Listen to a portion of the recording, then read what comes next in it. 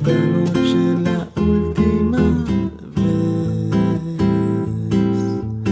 Bésame, bésame mucho, que tengo miedo a perderte después.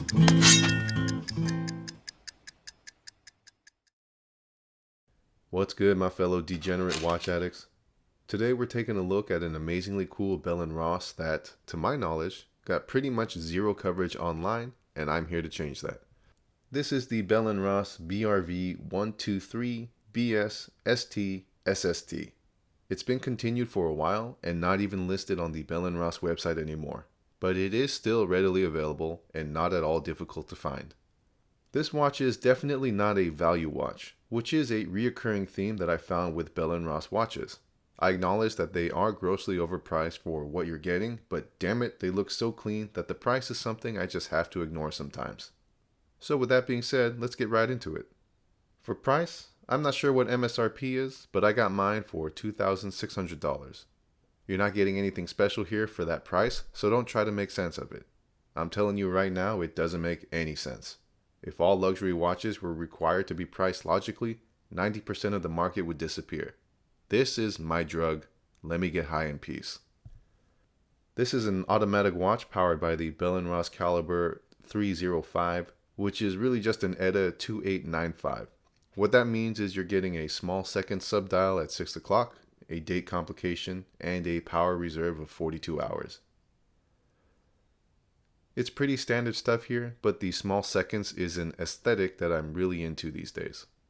The case is stainless steel, the crystal is sapphire, there's a push-pull crown, and a screw-down caseback. All of this gives the watch a water resistance rating of 100 meters. However, I don't plan on taking this watch into the ocean. Not that I don't trust it, I just have other watches for that purpose, and this is more of an office casual watch for me. I like how it's not a full dress watch, but it still has a subtle elegance to it that is still somewhat dressy. I also like how it's not a full tool watch, but retains a brushed finish which gives it the style more akin to a vintage beater.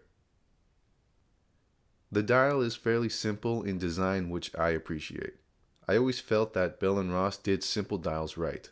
They're so simple without being plain, and a large part in that is the 3, 9, and 12 o'clock indices and the modern logo text. The little touch of complexity added by the 6 o'clock subdial adds just enough visual play to break up the monotony, which is made all the better by the brushed edge surrounding it. It's like the Dirty Dozen watch for snooty pansies, and I love it. The Bell & Ross logo on the crown and clasp is also a simple and elegant touch that adds to the overall classy feel. It's executed well and adds a level of depth to both components in a great way. Speaking of the clasp, it's a butterfly clasp, which is not my favorite kind of clasp, but I have to admit that it does look good. The surrounding bracelet has a unique style that kind of looks like an oyster bracelet, but has some weird link system thing going on. I'm not hating it, but I don't love it either. I think it was a poor design choice, and maybe they just wanted to look complicated for the sake of being complicated.